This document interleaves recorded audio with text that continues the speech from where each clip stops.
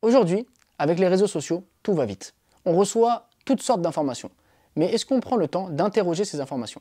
Est-ce qu'on prend le temps de vérifier ces informations? Bien souvent, non. Et le problème est que ces informations, on les avale, mais surtout, on les diffuse. On les retweet, on les transfère, on les envoie à nos contacts sans avoir vérifié.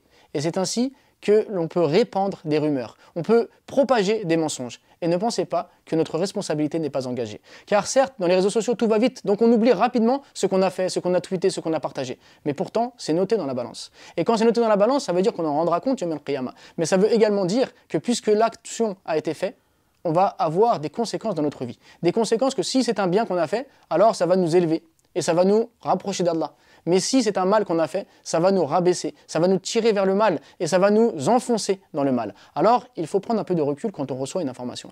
Il faut se poser la question, est-ce que cette information est vraie? Si cette information est vraie, est-ce qu'elle a un intérêt d'être diffusée?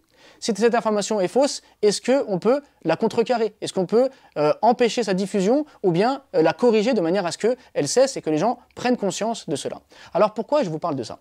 Car bien souvent, on entend ou on reçoit des messages qui nous disent « attention à tel auteur, attention à tel livre, attention à telle maison d'édition ».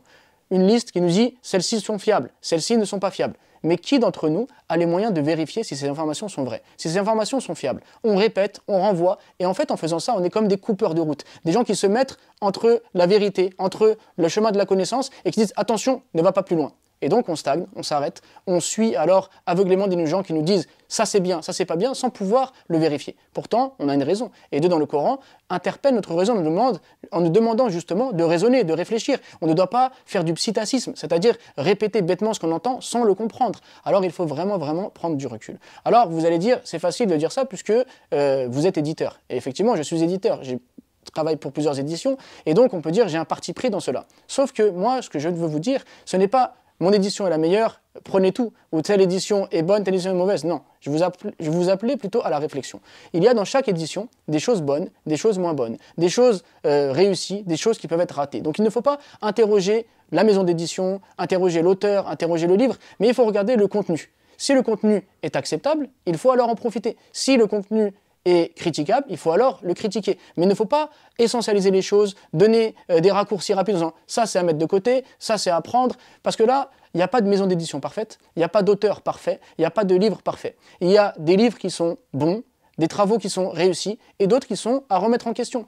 Et le fait qu'il y ait tous ces travaux qui naissent, ça fait naître le débat d'idées, ça augmente, on va dire, le champ d'information et ça nous permet de prendre ce qui est à prendre, de rejeter ce qui est à rejeter, de critiquer ce qui est à critiquer, d'accepter ce qui est à accepter et surtout ça nous permet d'évoluer dans nos idées, d'augmenter nos connaissances et donc de nous construire intellectuellement. Et à part le Coran, qui est la parole d'Allah Azza wa Jal, tout autre écrit est un écrit humain. Et un écrit humain est forcément un écrit imparfait, dans lequel il va y avoir des choses avec lesquelles on sera d'accord, des choses avec lesquelles on ne sera pas d'accord. Mais dire ça c'est à mettre de côté, c'est en fait faire peur aux gens.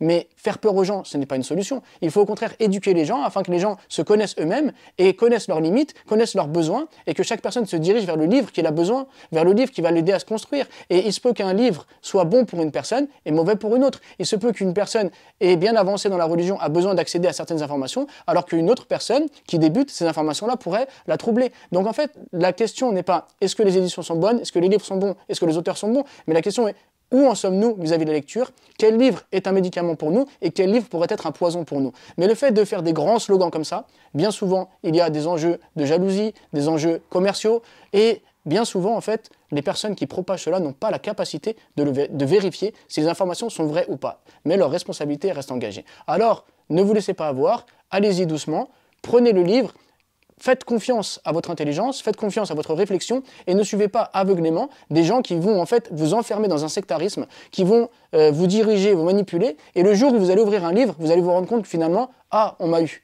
Mais en fait, on t'a eu parce que tu as accepté de ne pas vérifier une information, alors que dans l'islam, on ne peut pas critiquer une personne sans preuve et celui qui est critiqué doit jurer de son innocence, donc il y a des règles à suivre. Et en appliquant ces règles, tout va bien. Mais en refusant ces règles et en se pliant au jeu du sectarisme et au jeu des réseaux sociaux, alors on propage, à la fin on est perdu, je ne sais pas qui écouter, je ne sais pas quoi lire, je ne sais pas quoi faire, on ne fait plus rien et on finit par dégringoler dans sa religion. Donc attention, la lecture amène la réflexion. La réflexion nous permet de nous élever spirituellement et intellectuellement. Il ne faut surtout pas céder à ce psittacisme qui nous est imposé, mais il faut faire preuve de réflexion, faire preuve d'intelligence et surtout de crainte de Dieu en ne parlant pas sur les gens aveuglément et sans science.